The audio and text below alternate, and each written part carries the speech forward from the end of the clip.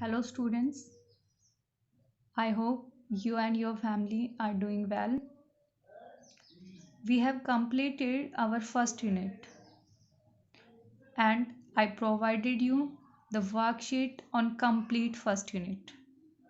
I had not given you solution of that worksheet just because it's a paper for you. Okay? Just because it's a paper for you and I will check it when you come to school. Okay, students?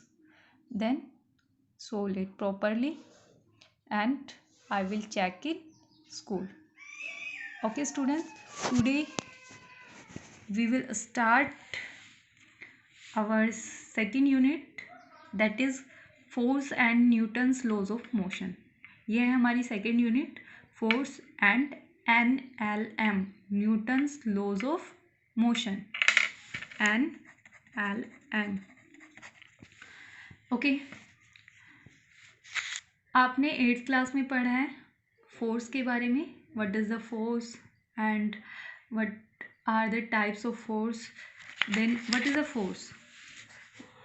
The push और pull is called on an object is called force. Simply जो push और pull होता है उसे हम क्या कहते हैं, फोर्स कहते हैं.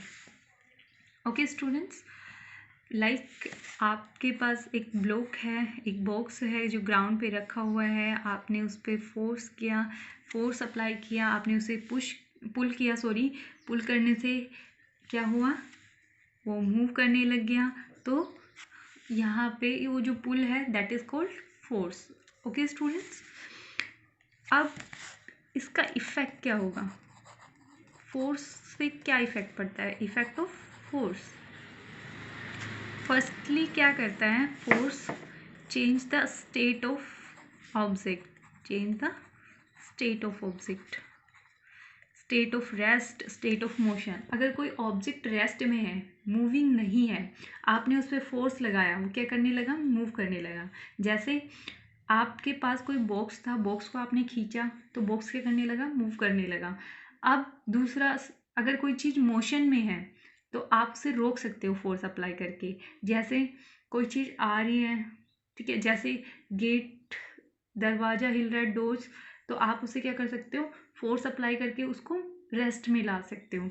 ओके, तो change the state, we can change the state by applying the force. अगर कोई रेस्ट में है तो उसे मोशन में ला सकते हैं, मोशन में है तो रेस्ट में ला सकते हैं. दूसरा, चेंज द डायरेक्शन,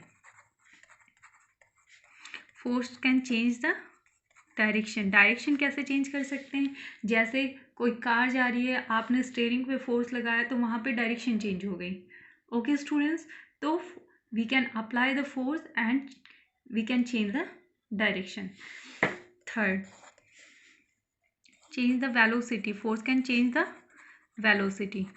वेलोसिटी कैसे चेंज कर सकते हैं, जैसे कोई कार चल रही है 60 किलोमीटर पर आवर की स्पीड से, आपने क्या किया, रेस लगाई और वहाँ पे क्या करा, क्या हुआ, उसकी स्पीड बढ़ गई. या फिर आपने ब्रेक अप्लाई किया, उसकी स्पीड क्या हो गई, कम हो गई. तो आप किसी भी व्हीकल की या फिर किसी ऑब्जेक्ट की वेलोसिटी चेंज कर सकते हैं बाय अप्लाइंग द फोर्स. कोई पर्सन जा रहा है, आपने पीछे से पुश किया या पुश किया तो क्या हुआ, उसकी स्पीड इंक्रीज हो जाएगी. ठीक है, तो इस तरीके से ये थे इफेक्ट ऑफ फोर्स. आप स्टेट चेंज कर सकते हैं, डायरेक्शन चेंज कर सकते हैं, वेलोसिटी चेंज कर सकते हैं. Okay students, now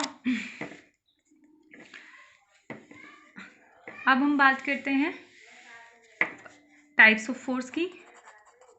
types of force, तो फर्स्ट टाइप है हमारा balanced force and second one is unbalanced force.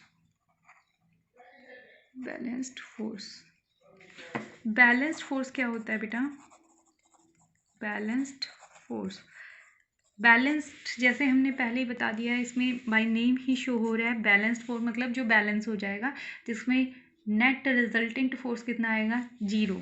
जैसे कि आपके पास कोई ब्लॉक है ग्राउंड पे, कोई बॉक्स रखा हुआ है, तो क्या होगा, इस बॉक्स का वेट कहाँ होगा, डाउनवर्ड होगा, वर्टिकली डाउनवर्ड। ये हो गया वेट। अब इस पे रिएक्शन फोर्स लगता है इतना ही ऊपर की तरफ, वो रिएक्शन फोर्स हो गया। तो नेट फोर्स क्या हो गया, ज़ीरो। वो सिर्फ रखा हुआ है, जितना फोर्स नीचे लग रहा था उतना ही फोर्स ऊपर लग रहा है, एक दूसरे को क्या कर दिया, कैंसिल आउट कर दिया। नेट फोर्स कितना हो गया, ज़ीरो। तो हम कह सकते हैं if the net resultant force is 0, resultant force is 0, then it is called balanced force, balanced force। ठीक है बेटा। Second, unbalanced force, unbalance force में क्या होगा कि नेट फोर्स जीरो नहीं है। जैसे कोई पर्सन जा रहा है साइकिल से, आपने क्या किया, पीछे से जा रहा था, पीछे से आपने पुश कर दिया, तो क्या हुआ कि वहाँ पे फोर्स एक ही साइड लग रहा है, तो वहाँ क्या हो गया, वहाँ नेट फोर्स जीरो नहीं है। ठीक है। जैसे आपने क्या किया, कोई बॉक्स रखा हुआ था ग्राउंड पे, आपने उस पर फोर्स अप्लाई किया, ये फोर्सेस तो जीरो हो गए, बट यहाँ का फोर्स जो आपने अप्लाई किया वो ज़ीरो नहीं हुआ, इस वजह से वो क्या करने लगा, मूव करने लगा।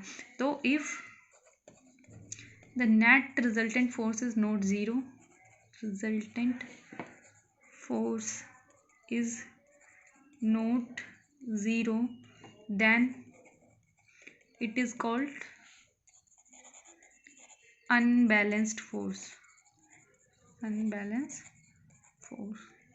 ओके स्टूडेंट्स, तो ये थे बैलेंस फोर्स और अनबैलेंस फोर्स। आपके यहाँ पे ये बॉक्स सिर्फ क्या था, रेस्ट में था। अगर आपने फोर्स लगा के इसे क्या कर दिया, फोर्स अप्लाई करेंगे, मान लो इसी बॉक्स पे आपने फोर्स अप्लाई किया, तो वेट कहाँ हो गया, डाउनवर्ड। तो वेट तो बैलेंस हो गया नॉर्मल रिएक्शन फोर्स से, बट जो आपने फोर्स अप्लाई किया उसको कोई बैलेंस करने के लिए फोर्स नहीं है, तो नेट रिजल्टेंट फोर्स जीरो नहीं होगा, इस वजह से इसको हम कहेंगे अनबैलेंस फोर्स। नेक्स्ट है हमारे Newton laws of motion, Newton laws of motion. First है हमारा first law of motion, first law of motion हम कह सकते हैं, और हम कह सकते हैं law of inertia, law of inertia. देखो ये क्या होता है, फर्स्ट लॉ ऑफ मोशन और law of inertia. First law of motion को मैं डिफाइन कर रही हूँ कि according to this law, according to this law, an object remains in its state of motion or rest until an external force is applied on it, external force is applied on it। क्या मतलब है, क्या state कर रहा है ये first law of motion, इसकी statement के according, according to this law an object remains in its state of motion और रेस्ट। कोई ऑब्जेक्ट है वो अपनी स्टेट, चाहे वो मोशन में हो चाहे वो रेस्ट में हो, वो कंटिन्यूसली मोशन और रेस्ट में ही रहेगा जब तक an external force is applied on it, जब तक उस पर बाहर से कोई फोर्स नहीं लगता है। जैसे कोई बॉक्स है ग्राउंड पे रखा हुआ है, वो तब तक ग्राउंड पे रेस्ट में ही रहेगा, रखा ही रहेगा जब तक कि बाहर से आपने लाके उसको पुश नहीं किया या पुल नहीं किया, उस पर फोर्स अप्लाई नहीं किया। जब तक आप बाहर से एक्सटर्नल फोर्स उस पर अप्लाई नहीं करोगे, वो कंटिन्यूसली अपनी स्टेट में बना रहेगा। कोई व्हीकल है, चल रहा है, मूविंग है, मूव करता रहेगा जब तक कि आप उस पर ब्रेक नहीं लगाओगे या फिर उसे स्टॉप नहीं करोगे।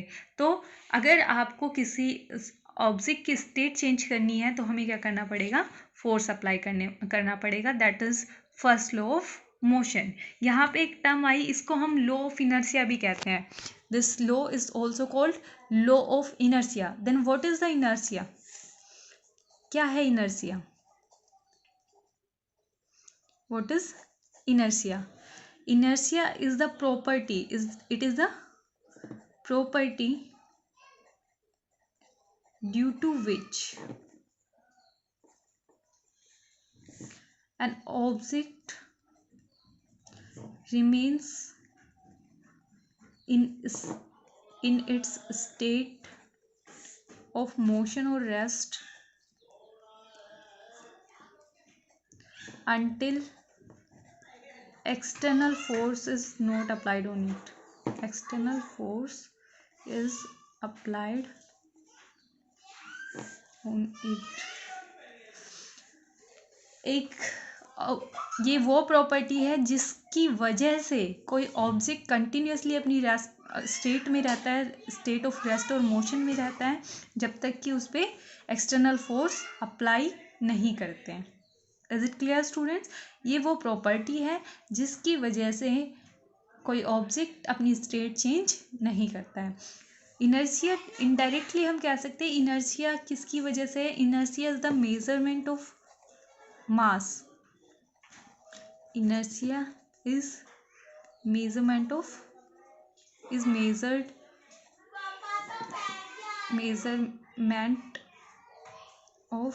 mass.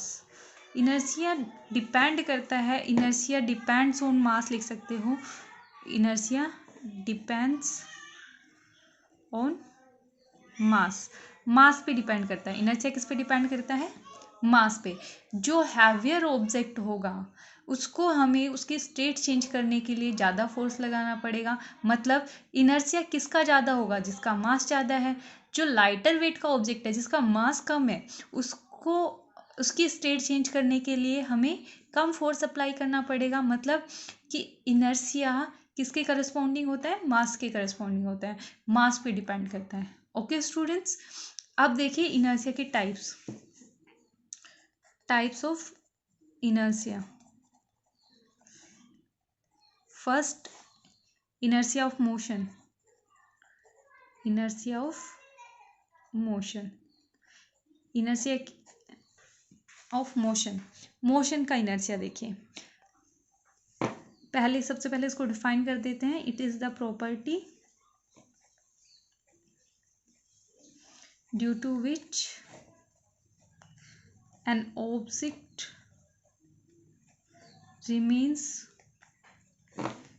in its state of motion until external force is applied on it. External force is applied on it. एक ऑब्जेक्ट मोशन में रहेगा. इनर्शिया ऑफ मोशन की एक प्रॉपर्टी है ऑब्जेक्ट की, जिसकी वजह से वो ऑब्जेक्ट कंटिन्यूसली मोशन में रहेगा. कब तक? जब तक कि उस पर बाहर से फोर्स नहीं लग जाए. Is it clear? For example,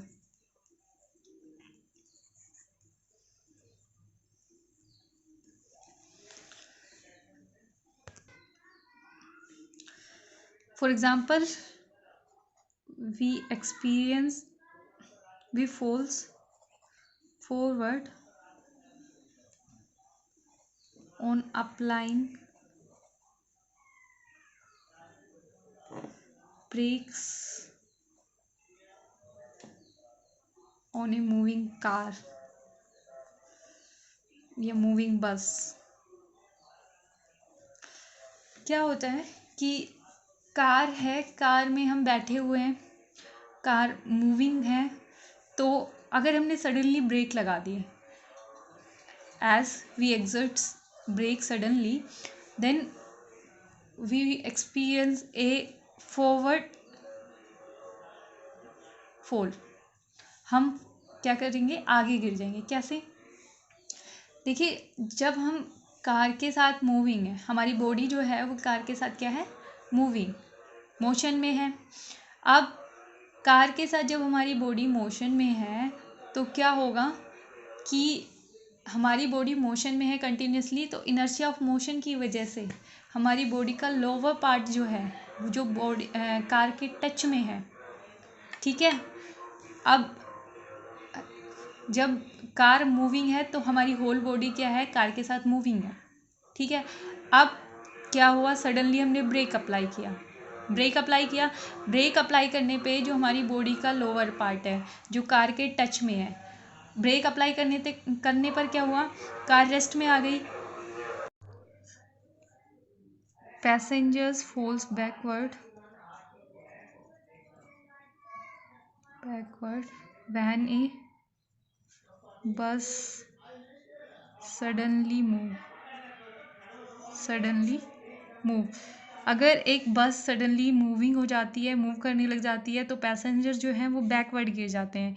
क्यों गिर जाते हैं, वही सेम कि इनिशियली क्या है, बस रेस्ट में है, रुकी हुई है, तो हमारी होल बॉडी क्या है, रेस्ट में है। बट जैसे ही बस चलने लगी, बस के चलते ही हमारी बॉडी का जो लोअर पार्ट है, बस मूविंग हो गई, लोअर पार्ट भी क्या हो गया, मूविंग हो गया, बट अपर पार्ट अभी भी क्या है, रेस्ट में है। इस वजह से हम क्या करेंगे, बैकवर्ड फॉल करेंगे। ओके स्टूडेंट्स, थर्ड आता है inertia of direction. Inertia of direction, it is the property due to which an object remains in same direction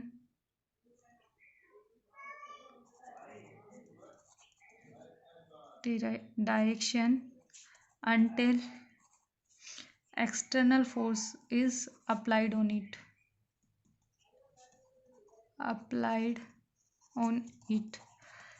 एक ऑब्जेक्ट कंटिन्यूसली उसी डायरेक्शन में चलेगा जब तक कि उस पर एक्सटर्नल फोर्स नहीं लगा दें। फॉर एग्जांपल, डायरेक्शन चेंज नहीं होती है जब तक कि हम एक्सटर्नल फोर्स नहीं लगा दें। फॉर एग्जांपल, जो जैसे ही टर्न पे या जैसे ही